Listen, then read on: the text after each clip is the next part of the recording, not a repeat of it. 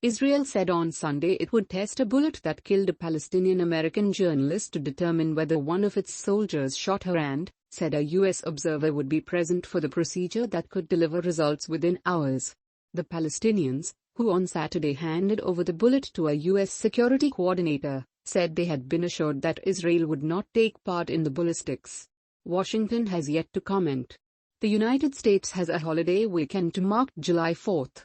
The May 11th death of Al Jazeera reporter Shireen Abu Akleh during an Israeli raid in the occupied West Bank, and feuding between the sides as to the circumstances, have overshadowed a visit by U.S. President Joe Biden due this month. The Palestinians accuse the Israeli military of killing her deliberately. Israel denies this, saying she may have been hit by an army fire or by one of the Palestinian gunmen who were clashing with its forces.